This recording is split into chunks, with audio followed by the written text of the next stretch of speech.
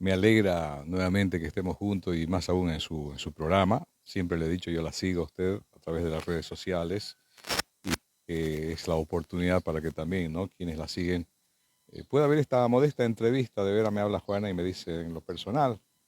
Y yo a veces soy muy esquivo a aquello, pero por corresponder a Juanita, por los favores mutuos, bueno, le digo. Así que por eso doy mi nombre completo, Juan Luis Sotelo Guerrero. Hijo, mire cómo es, ¿no? La mezcla de un camba recalcitrante, un camba de cepa, con una tarijeñita de cepa también. Había salido un chaqueño, chaqueño, porque mi padre, Luis Sotelo Olmos, es camba, y mi madre es de Tarija, ¿no? De un pueblo, no, es de un pueblo, de un pueblo, es de Tomayapo, ahora que todo el mundo sabe el nombre, ¿no? Por eso soy hincha de Tomayapo también yo. Entonces una mujer de campo, y no salen cuatro hijos chaqueños, bueno, porque el destino los trajo por acá y a Cuiva, cuando jóvenes, el trabajo, todo aquello, se hace ese matrimonio y de ahí venimos, la verdad, ¿no?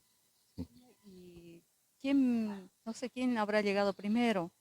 ¿Doña Rosita o habrá llegado don Luis Olmos, Sotelo Olmos acá? ¿Cómo habrá sido? Bueno, dice mi padre que llegó de Santa Cruz de pantalones cortos todavía, es decir, 13, 14 años, cuando a su padre venía trabajando en la empresa Comisión Mixta Ferroviario, haciendo la ferrovía, y a Cuiva, Santa Cruz, llega mi abuelo con sus hijos jovencitos, haciéndose jovencitos, y así llegó mi padre. Y resulta que cuando él logra ingresar a la empresa, empujando, ingresando, ya haciéndose de 17, 18 años, le toca ir al aeropuerto en los camiones de la empresa acá ferroviaria a esperar al ingeniero designado por Bolivia, el delegado de Bolivia. Y se va al aeropuerto porque él tenía que cargar todos los bultos del ingeniero, el jefe máximo que llegaba. Y con esta familia, es otra historia, con esta familia llega mi madre, que se había criado en Tarija. De Tarija llegaba. Y cómo es el destino, digo, y así dicen los viejos también. En esa oportunidad, llegando del avión, él vio llegar a una jovencita también, tarijeña, y la jovencita tarijeña también vio que quien cargaba las cosas era, bueno, seguramente un camba simpático Ujú. Y guapo. y guapo. Dice que fue a primera vista, ¿verdad? Luego, claro, se frecuentaron, hicieron toda una historia de amor, hasta no hace mucho, ¿no? ¿Y de qué vivía luego papá, mamá No, acá? ¿Cuál era su fuente de ingresos de papá luego de mamá? ya le hablaba de que había ingresado a la empresa, el papá estaba ingresando a la empresa, ¿no? Hacía estas changuitas, si vale el término, para ganarse la voluntad. Y algo que nos enseñó papá y nos quedó también: hijo, si se puede hablar con el dueño del circo, con el de la cabeza, es mucho mejor. Sí o no, pero hablen siempre así para tomar decisiones. Fue el caso de él, dice, para hablar directamente con el ingeniero Mora, un ingeniero argentino, máximo jefe de toda la construcción de la ferrovía hacia Santa Cruz. Y le gustó al ingeniero de que sea así abierto, sincero y, entre comillas, atropelle. Y lo hacía, dice mi papá, porque yo necesitaba hijos. Ya yo me había casado con tu mamá, se venía la primera hija y no tenía más alternativa de que me dan o no me dan o me voy. Y fue la oportunidad para que lo fichen y trabajó hasta que nacimos todos allí en la comisión mixta, en la playa, decimos nosotros, ¿no? Hijo de ferroviario. Entonces el papá trabajó muchos años allí, muchos, hasta que se concluyó la empresa, se concluyó la ferrovía, lo liquidaron todo, ya había una familia. Y la mamá se vino trabajando de doméstica con esta familia, Doraquis, ¿no?, que llegó acá, era el primer ingeniero, el primer delegado de Bolivia, que la querían más que a una hija incluso. Por eso en el momento de pedir la mano fue con esta familia y no fue fácil, ¿no? Entonces había de ambos lados el trabajo, después, bueno, se juntaron. Y es una historia que nos cuentan también muy bonita, ¿no? Claro. ¿Y usted qué fue a la escuela? ¿Cómo se llamó la escuela? ¿El kinder? Era el primer año experimental que la escuela ferroviaria hacía kinder. Primera vez que ponían el nivel kinder, ¿no? Jardín de infantes. Yo asistí a aquello, que no fueron años completos, creo que fue un año y medio año. Según me cuentan también, ¿no? Porque no se cerró la gestión completa, porque estaban de manera experimental. Pero después, como hijos de ferroviario, todos los hijos ferroviarios, nosotros estábamos en la escuela ferroviaria, ¿no? 4 hermanos que somos nosotros, los 4 cursamos en la escuela ferroviaria. Salir de primaria, en mis tiempos había intermedio y había el medio también. Intermedio yo hice en la Serrano, ciclo medio para salir bachiller en el poderoso Germán Busch. Salimos de allí bachiller y bueno, eso fue toda la historia estudiantil, si se quiere, acá en Yacuiba, ¿no? Y luego logró ingresar a la universidad. Sí, ingresamos primero al cuartel, ¿no? Regimiento Aroma, alistarnos a las Fuerzas Armadas. Me acuerdo ese año, le hablo del 77, pasaron una lista completa de toda la promoción, que éramos 2 cursos, 2 niveles, A y B, toda la lista completa al Regimiento Aroma. El entonces coronel, teniente coronel o coronel era Faustino Rico Toro, personaje muy conocido a nivel nacional luego. Entonces no había dónde perderse, ¿no? Un poco más nos hacen un callejón para traernos al Aroma. No, fue voluntario, casi todos entramos al cuartel, estuvimos allí 9 meses. Allí hubo una instrucción muy especial para que podamos ascender. Yo tuve la oportunidad de ascender, no salimos de soldados rasos, ascendimos ahí, porque había una instrucción bien especial, ¿no? Entonces una vez saliendo del cuartel, tuvimos la oportunidad, todos los que hicieron el cuartel, había el COU, un curso de orientación universitaria, y nos tocaba irnos a Tarija, y nos fuimos a Tarija. Todos los que salíamos peloncitos, la oreja negra, negros salíamos. Claro, por el sol fuerte de la Por zona. el sol, sí. Fuimos y hicimos el curso, lo aprobamos satisfactoriamente, ingresamos a la universidad. Yo estuve en Tarija 3 años y medio estudiando y hubo la oportunidad de hacer el traspaso hacia Santa Cruz de la Sierra. Esto por cuestiones ya hasta económicas, familiares. Nos fuimos a Santa Cruz, allí también estudiamos. Salimos de Santa Cruz, ya me fui a Cochabamba trabajando y además siempre apegado, especialmente en Santa Cruz, a lo que son medios de comunicación. En realidad, saliendo bachiller, Yacuiba, hicimos un programa con Luis Alberto Chino Rosell Bustamantes, Chinito Rosell, y un otro compañero, Fernando Núñez Lascano, médico de profesión, mucho prestigio y con mucha pena, debo decirle, el COVID se llevó, que fue uno de los primeros compañeros que se fue. Pero eso es uña y carne, se da cuenta, en colegio, uña y carne. Hicimos un programa con mucho éxito en Yacuiba, teníamos apoyo hasta de los profesores, de los compañeros, de la audiencia en Radio Frontera. Sí, en Radio Frontera fue un programa de música progresiva que nos gustaba y teníamos material. Entonces Santa Cruz, toda esa experiencia me ayudó hasta con mis estudios, estar en un par de emisoras de prestigio hasta hoy. Luego a Cochabamba, ya trabajando en una transnacional muy grande. Volvamos antes que nos vamos a Cochabamba. En el lapso, cuando usted era niño, iba a la escuela, ¿mamá de qué vivía? ¿Usted te ayudaba a mamá? ¿Cómo era el aporte que hacía la madre en la crianza, en la alimentación también de los hijos? Sí. Bueno, formada la pareja, los hijos crecen, ya son exigencias mayores, estando en colegio, por ejemplo. Y el papá ya no trabajaba en la empresa ferroviaria, se fue a Santa Cruz, se fue a la Argentina un tiempo. Y quien batallaba acá era la mamá, Rosita, una mujer muy trabajadora, le digo, que habilosa para todo, cocina, nos costuraba la ropa, nos cocinaba, es decir, todo muy trabajadora. Entonces la mamá nunca le faltó, yo que me acuerdo de muy chico, parece que desde muy chico ya la mamá hizo una tienda en casa, siempre tuvo una pequeña tiendita, cada vez más grande, una tienda siempre tuvo, había que atender la tienda, era la fuente de ingreso, y en la tienda también se vendía pan, el pan que vendía la mamá, que hacía la mamá. La acompañábamos jornadas completas haciendo el pan, tras noches de hacer pan, pero era un pan muy rico. Cada vez se hacía más, me acuerdo, de una bolsa, no, de 2 bolsas, ya vamos a hacer hasta de 3 bolsas. Era grande, toda la familia ahí ayudábamos, ¿no? Y la amasada era a mano, ahí estaba Ahí Lucho está. también, No, ¿no? Lucho viejo, el papá, cuando estaba, Lucho Sotelo metía el camión de leña, porque la leña, se la pedíamos de un aserradero, estaban los aserraderos siempre trabajando harto acá. Era mi dolor de cabeza cuando veía el camión descargando. ¿Por qué?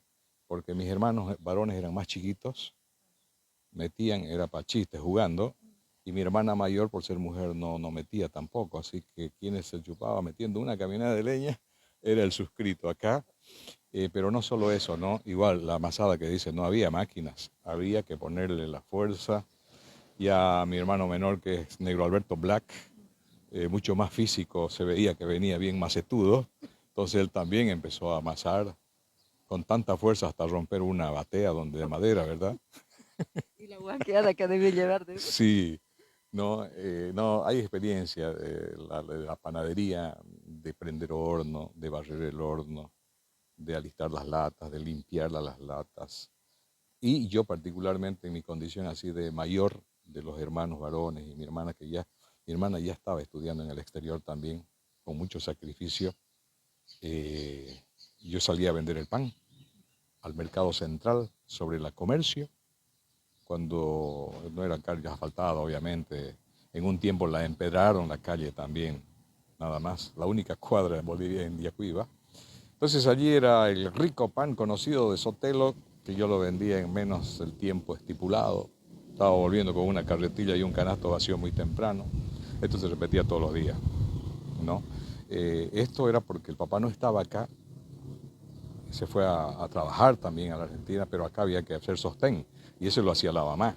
Lo hacía la mamá. Acá nunca nos faltó, jamás nos faltó, nunca en abundancia, sino lo necesario, lo suficiente para estar bien atendidos, bien alimentados. En colegio no nos faltaba nada.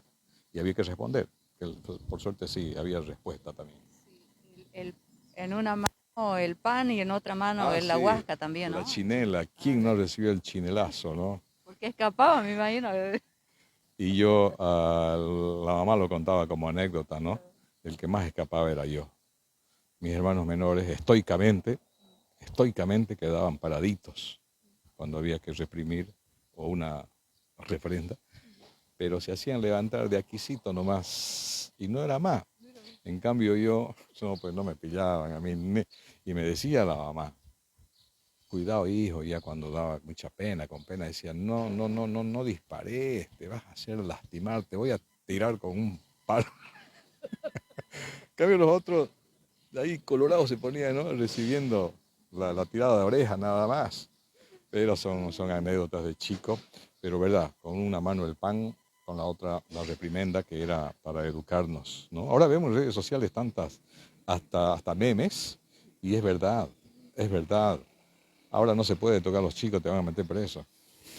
No sé si del dicho al hecho hay mucho trecho, pero lo cierto es que aquellas personas como usted, por ejemplo, creo yo que han tenido una excelente educación.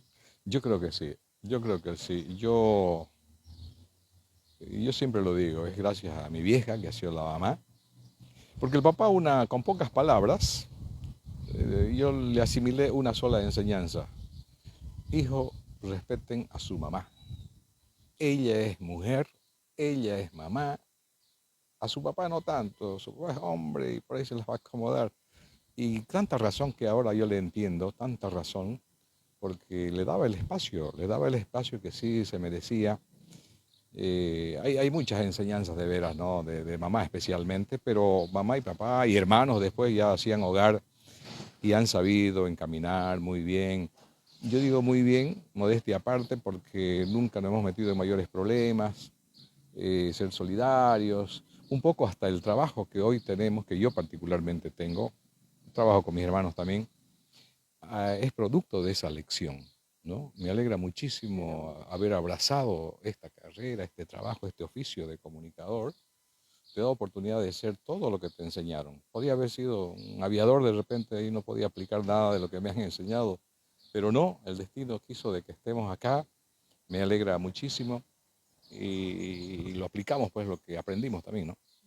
¿Y mamá qué tiempo hace que se fue a descansar?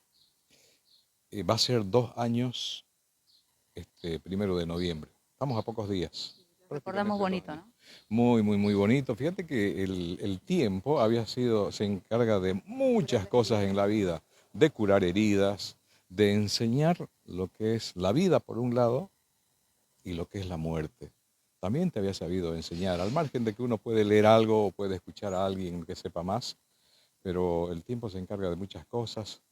Eh, no están cerradas las heridas, porque el recuerdo más bonito te lastima a veces, pero lo entendemos perfectamente. Mamá está descansando ya un par de años, todavía nos acompaña papá. ¿Qué rogamos? De que siga con salud, siga con un buen humor que hasta ahora lo tiene y que siga siendo el pilar pues, de la casa, pese a que somos vejestorios ya en casa, lo digo, pero estamos ahí juntos todos, ¿no? Esa es la base del amor del hogar Sí. y la unidad. Oiga, yo quiero contarles también a ustedes, quizás lo conocen, lo saben, pero si no lo saben, Luis Sotelo es un hombre emprendedor, optó por poner una radio FM, la primera FM ilegalmente, directamente como FM instalada en donde comienza y termina nuestra Bolivia, Yacuiba. Eso nace desde cuando estaba en Cochabamba. Sí, estando en las mejores condiciones, joven, bien joven. Ha sido una temporada de trabajar, yo le decía, en una empresa transnacional muy grande, ganando muy bien, buen dinero, todavía soltero, disfrutando de muchos viajes porque la empresa permitía. En fin, teniendo todo aquello, de repente tenía la oportunidad hasta de asegurarme esa empresa de por vida, haya sido otro el destino. Yo decido venirme a Yacuiba, con el apoyo de unos amigos yacuibeños que también estaban en Cochabamba trabajando. Decidimos poner una radioemisora frecuencia modulada en Yacuiba. ¿Y por qué mis otros amigos que nada tienen que ver con el rubro de comunicación? Porque yo ya hacía radio y hacía radio en serio en Cochabamba. Con el auspicio de esta empresa donde trabajaba, estábamos en los mejores y más grandes programas y eventos en Cochabamba, y no solo Cochabamba, hemos estado en eventos a nivel nacional. Entonces, veían el trabajo que yo desarrollaba y había confianza. Lucho, pongamos una emisora en Yacuiba. Anda, ves que hay radio, no hay radio en Yacuiba, en FM, invirtamos en un buen equipo, todo aquello. Y me vine en el año 1990, fin de año. Pasé Navidad aquí, Año Nuevo ya me fui para decir, mira, no hay radio FM en Yacuiba. Hay en Salvador Massa, pero en Yacuiba no hay.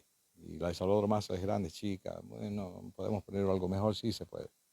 Así fue la decisión, dejando una muy buena oportunidad de trabajo, me hice liquidar todo y pusimos la radioemisora hace más de 30 años, esta Y, Radio Soberanía. y continúa siendo vida orgánica la radio. Sí, sí, sí, sí, sí, de eso seguimos. En realidad de eso vivimos porque es una radioemisora privada.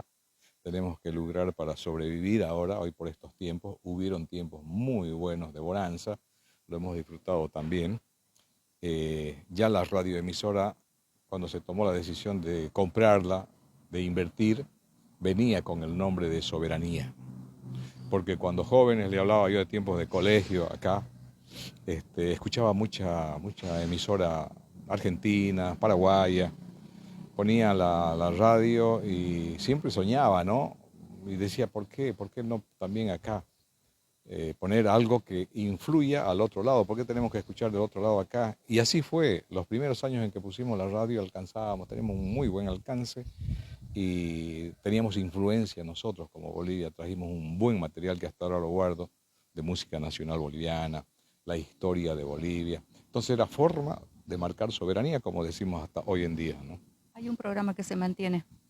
Sí, más de 30 años tiene un programa con el que empezamos. Se nos ocurrió el primer programa, Bolivia Soberana. Fue el primer programa que pusimos de manera oficial en el año, así que ese programa ya tiene más de 30 años también.